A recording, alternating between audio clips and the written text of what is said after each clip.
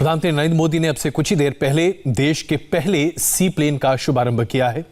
प्रधानमंत्री इस वक्त गुजरात के केवड़िया में सिविल सर्विसेज में ट्रेनिंग अफसर्स से संवाद कर रहे हैं। आइए अब आपको सीधे दिखाते हैं प्रधानमंत्री जी क्या कह रहे हैं। जिनका प्रभाव पूरे राज्य पर होगा, पूरे देश में होगा, उस समय आपकी ये टीम भावना आपके और ज्यादा काम आने वाली है।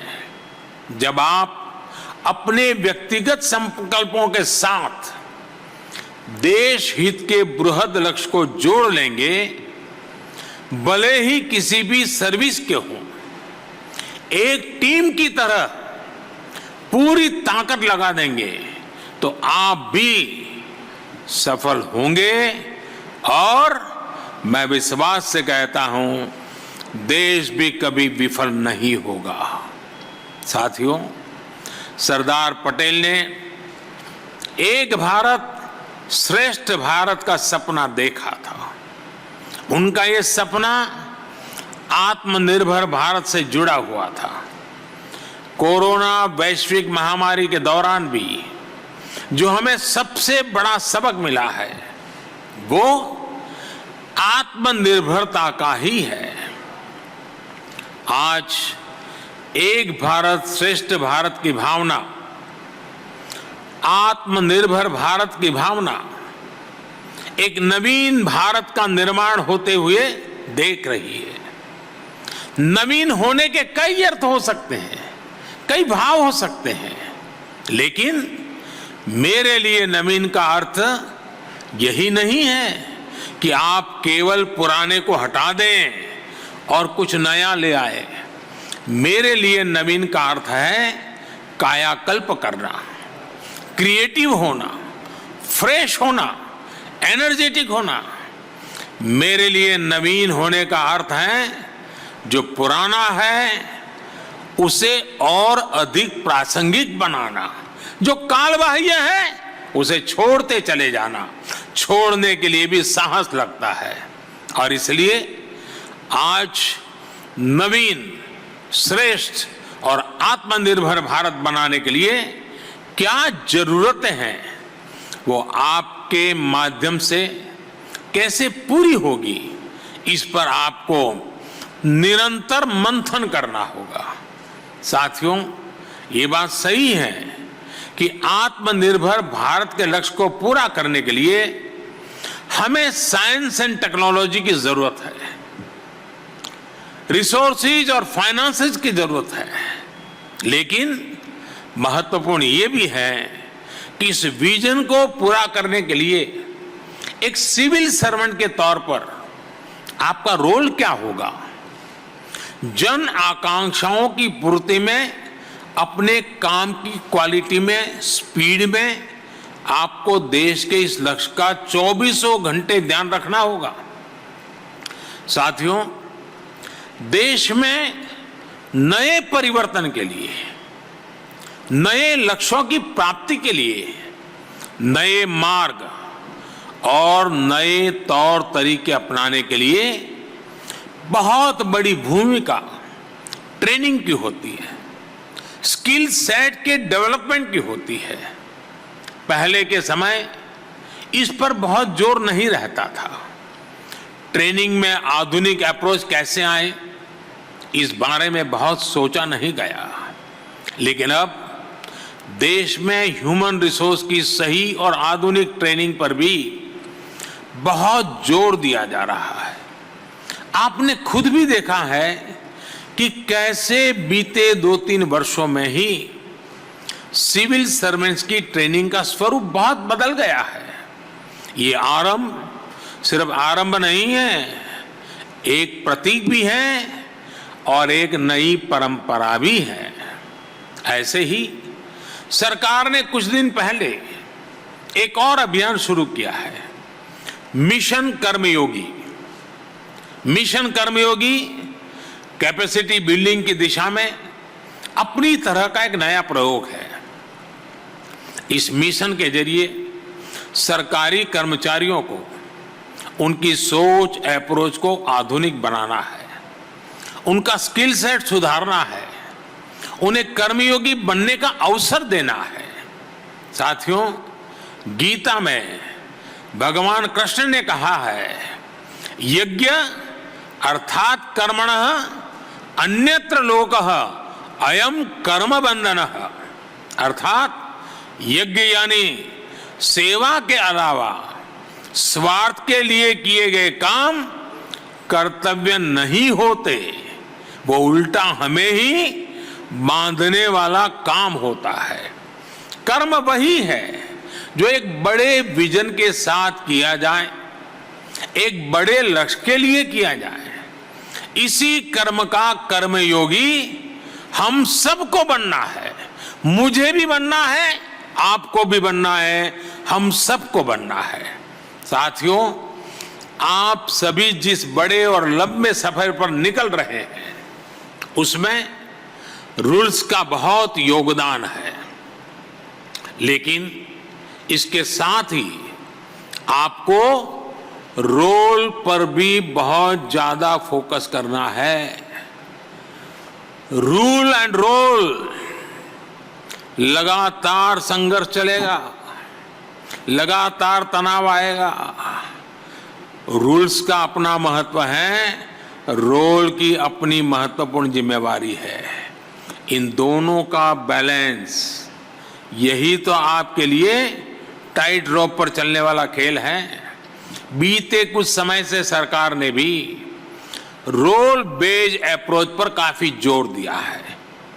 इसके नतीजे भी दिखाई दे रहे हैं। पहला, सिविल सर्विसेज में कैपेसिटी और कॉम्पिटेंसी, उसके क्रिएशन के लिए नया आर्किटेक्चर खड़ा हुआ है।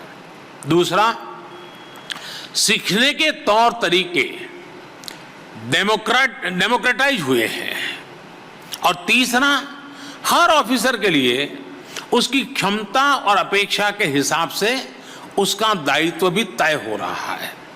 इस अप्रोच के साथ काम करने के पीछे सोच ये है कि जब आप हर रोल में अपनी भूमिका अच्छे से निभाएंगे तो आप अपनी ओवरऑल लाइफ में भी सकारात्मक रहेंगे। यही सकारात्मकता आपकी सफलता के रास्ते खोलेगी, आपको एक कर्मयोगी के रूप में जीवन के संतोष का बहुत बड़ा कारण बनेगी। साथियों, कहा जाता है कि लाइफ एक डायनेमिक सिचुएशन है। गवर्नेंस तो भी तो एक डायनेमिक फिनोमेनन है। इसलिए हम रिस्पॉन्सिव गवर्नमेंट की बात करते हैं। एक सिविल सर्वेंट के लिए सबसे पहले जरूरी है कि आप देश के सामान्य मानवी से निरंतर जुड़े रहें। जब आप लोग से जुड़ेंगे तो लोकतंत्र में काम करना और आसान हो जाएगा। आप लोग फाउंडेशन ट्रेनिंग और प्रोफेशनल ट्रेनिंग पूरी होने के बाद फील्ड ट्रेनिंग के लिए जाएंगे। मेरी फिर आपको सलाह होगी, आप फील्ड में लोगों से जुड़िए, कट ऑफ मत रहिए, दिमाग में कभी बाबू मत आने दीजिए। आप जिस धरती से निकले हो, जिस परिवार समाज से निकले हो, उसको कभी भूलिए मत। समाज से जुड़ते चलिए, जुड़ते चलिए, जुड़ते चलिए। एक प्रकार से समाज जीवन में विलीन हो जाइए। समाज आपकी शक्ति का सहारा बन जाएगा।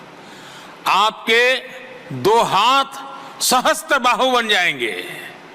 ये सहस्त्र बाहु जनशक्ति होती है। उन्हें समझने की, उनसे सीखने की कोशिश अवश्य करिएगा। मैं अक्सर कहता हूं, सरकार शीर्ष से नहीं चलती है। नीतियां जिस जनता के लिए हैं, उनका समावेश बहुत जरूरी है। जनता केवल सरकार की नीतियों की, प्रोग्राम्स की रिसीवर नहीं है। जनता जनार्दन ही असली ड्राइविंग फोर्स है। इसलिए हमें गवर्नमेंट से गवर्नेंस की तरफ बढ़ने की जरूरत है। साथियों, इस एकेडमी से निकलकर जब आप आगे बढ़ेंगे तो आपके सामने दो रास्ते होंगे। एक रास्ता आसानी का, सुविधाओं का, नेम एंड फेम का रास्ता होगा। एक रास्ता होगा जहां चुनौतियां होगी, कठिनाइयां होगी, संघर्ष होगा, समस्याएं होगी, लेकिन मैं अपने अनुभव से मैं आज आपसे एक बात कहना चाहता हूं। आपको असली कठिनाई तभी होगी जब आप आसान रास्ते पकड़ेंगे। आपने देखा होगा, जो सड़क सीधी होती है, कोई मोड़ नहीं होते हैं, वहां सबसे ज्यादा अकस्मात होते हैं। लेकिन जो टेढ़ी मेढ़ी मोड़ वाली सड़क होती है, वहां ड्राइवर बड़ा कॉन्शियस होता है, वहां अकस्मात कम होते हैं। और इसलिए सीधा सरल रास्ता कभी न कभी बहुत बड़ा कठिन बन जाता है। राष्ट्र निर्माण के, आत्मनिर्भर भारत के जिस बड़े लक्ष्य की ओर आप कदम बढ़ा रहे हैं, उसमें आसान रास्ते मिले ये जरूरी नहीं है। अरे, मन में उसकी कामना भी नहीं करनी चाहिए। इसलिए जब आप हर चुनौती का समाधान करते हुए आगे बढ़ेंगे, लोगों की ईज ऑफ लिविंग को बढ़ाने के लिए निरंतर काम करेंगे, तो इसका लाभ सिर्फ आपको ही नहीं, पूरे देश को मिलेगा। और आप ही के नजरों के सामने आजादी के 75 साल से आजादी के 100 साल की यात्रा फलते फूलते हिंदुस्तान को देखने का कालखंड होगा। आज देश जिस मोड़ में काम कर रहा है, उसमें आप सभी ब्यूरोक्रेट्स की भूमिका मिनिमम गवर्नमेंट, मैक्सिमम गवर्नेंस की ही है।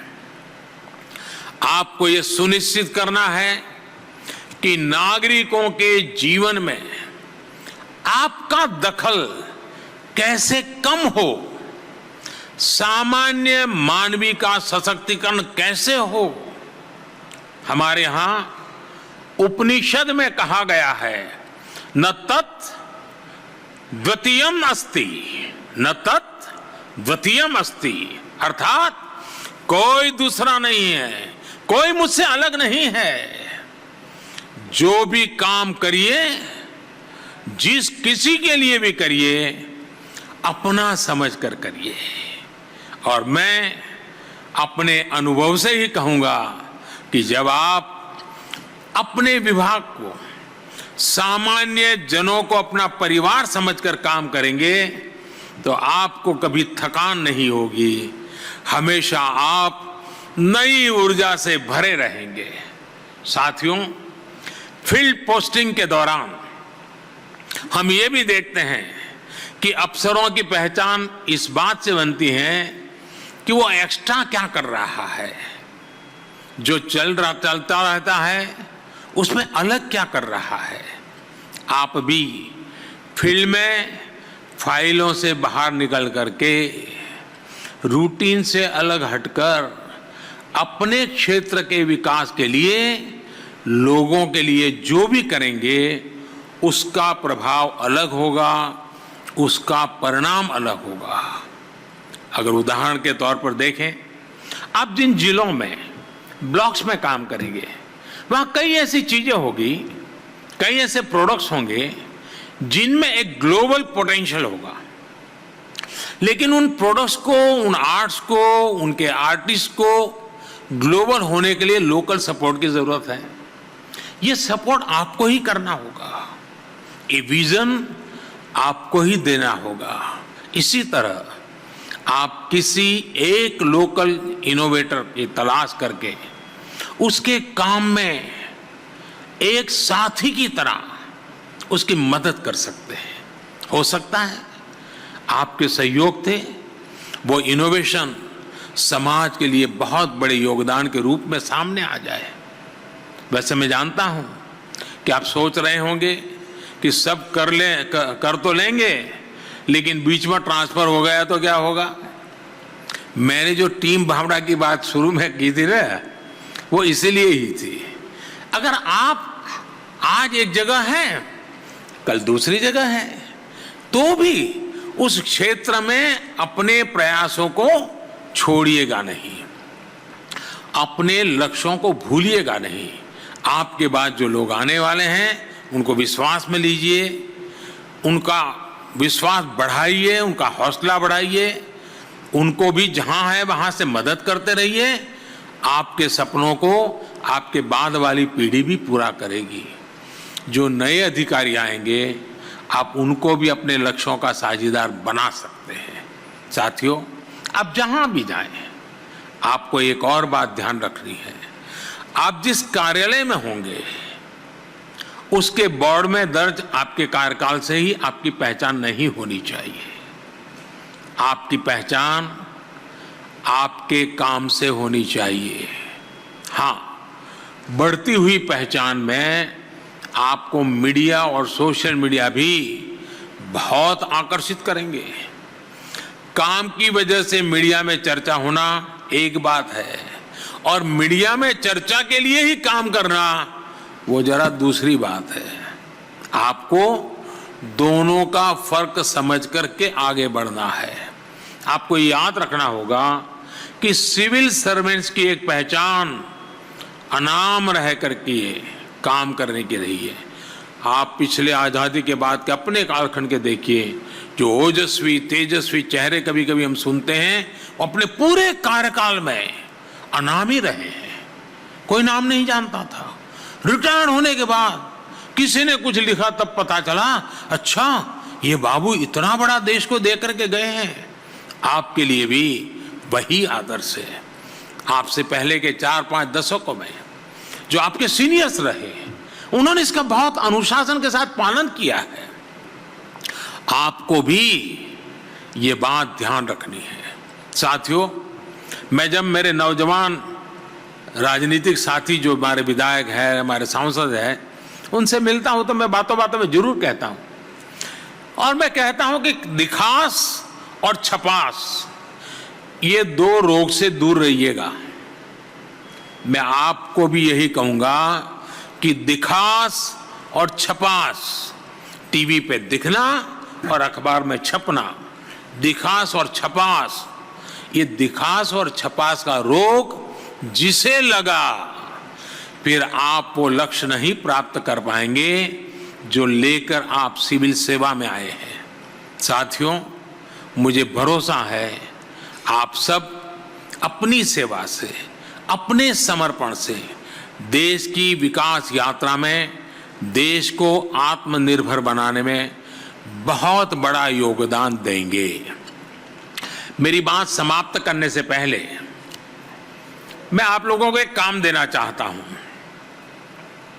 आप करेंगे? सब हाथ ऊपर करें तो मैं मानूंगा कि आप करेंगे। सबके सबके हाथ ऊपर होंगे क्या? करेंगे? अच्छा, सुन लीजिए। आपको भी वोकल फॉर लोकल अच्छा लगता होगा सुनना, लगता है ना? पक्का लगता होगा। आप एक काम करेंगे, आने वाले 2-4 दिन में आप अपने पास जो चीजें हैं जो रोजमर्रा के उपयोग में है, उसमें कितनी चीजें वो हैं जो भारतीय बनावट की हैं, जिसमें भारत के नागरिक के पसीने की महक है, जिसमें भारत के नौजवान की टैलेंट दिखती है। उस सामान का जरा एक सूची बनाइए, और दूसरी वो सूची बनाइए कि आपके जूतों से लेकर के सर के बाल तक क्या क्या क्या क्या विदेशी चीजें आपके कमरे में हैं, आपकी बैग में हैं, क्या क्या आप उपयोग करते हैं, जरा देखिए और मन में तय कीजिए कि ये जो बिल्कुल अनिवार्य है, जो भारत में आज उपलब्ध नहीं है, संभव नहीं है, जिसको रखना पड़े मैं मान सकता हूँ, लेकिन ये 50 में से 30 चीजें ऐसी हैं वो तो मेरे लोकल अवेलेबल है। हो सकता है कि मैं उसके प्रचार के प्रभाव में नहीं आया हूँ, मैं उसमें से कितना कम कर सकता हूँ। देखिए, आत्मनिर्भर की शुरुआत आत्म से होनी चाहिए। आप वोकल फॉर लोकल क्या शुरुआत कर सकते हैं। दूसरा, जिस संस्था का नाम लाल बहादुर शास्त्री से जुड़ा हुआ है, उस पूरे कैंपस में भी, आपके कमरों में, आपके ऑडिटोरियम के, आपके क्लासरूम में, हर जगह पे कितनी चीजें विदेशी हैं, जरूर सूची बनाइए। और आप सोचिए कि हम जो देश को आगे बढ़ाने के लिए आए हैं, जहां से देश को आगे बढ़ाने वाली एक पूरी पीढ़ी तैयार होती है, जहां बीज धारण किया जाता है, क्या उस जगह पर भी वोकल फॉर लोकल ये हमारी जीवनचर्या का हिस्सा है कि नहीं है। आप देखिए, आपको मजा आएगा। मैं ये नहीं कहता हूं आपके साथी को भी आप ये रहस्य खोलिए, खुद के लिए है। आपको देखिए, आपने बिना कारण ऐसी ऐसी चीजें आपके पास पड़ी होगी जो हिंदुस्तान के होने के बाद भी आपने बाहर की ले ली है, आपको पता भी नहीं है बाहर की है। देखिए, भारत को आत्मनिर्भर बनाने के लिए हम सब ने आत्म से शुरू कर करके देश को आत्मनिर्भर बनाना है। मेरे प्यारे साथियों, मेरे नौजवान साथियों, देश को आजादी के 100 साल, आजादी के 100 साल के सपने, आजादी के 100 साल के संकल्प, आजादी के आने वाली पीढ़ियां, उनको आपके हाथ में देश सुपुर्द कर रहा है। देश आपके हाथ में आने वाले 25-35 साल आपको सुपुर्द कर रहा है। इतनी बड़ी भेंट आपको मिल रही है, आप उसको बड़ी जीवन का एक अहोभाग्य मान करके अपने हाथ में लीजिए, अपने कर कमलों में लीजिए, कर्मयोगी का भाव जगाइए, कर्मयोग के रास्ते पर चलने के लिए आप आगे बढ़िए। इसी शुभकामनाओं के साथ आप सभी को एक बार बहुत बहुत बधाई देता हूं। मैं आपका बहुत बहुत धन्यवाद करता हूं और मैं आपको विश्वास दिलाता हूं, मैं प्रति पल आपके साथ हूं, मैं पल पल आपके साथ हूं। जब भी जरूरत पड़े आप मेरा दरवाजा खटखटा सकते हैं। जब तक मैं हूं, जहां भी हूं, मैं आपका दोस्त हूं, आपका साथी हूं। हम सब मिलकर के आजादी के 100 साल के सपने साकार करने का अभी से काम प्रारंभ करें। आइए हम सब आगे बढ़ते हैं। बहुत बहुत धन्यवाद। प्रधानमंत्री नरेंद्र मोदी नए अफसरों को संबोधित कर रहे थे, उन्हें एक तरह से प्रोत्साहित कर रहे थे कि कैसे देश की समृद्धि के लिए हर किसी को आगे बढ़कर चलना चाहिए।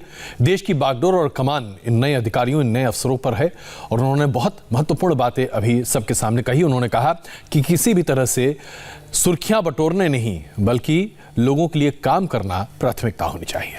हम यहाँ पर एक छोटा सा ब्रेक लेते हैं। ब्रेक के बाद आपको दिखाएंगे प्रधानमंत्री नरेंद्र मोदी बस कुछ ही देर में सी प्लेन का उद्घाटन करने वाले हैं। प्रधानमंत्री नरेंद्र मोदी सी प्लेन में उड़ान भी भरेंगे, दिखाएंगे आपको छोटे से ब्रेक के बाद।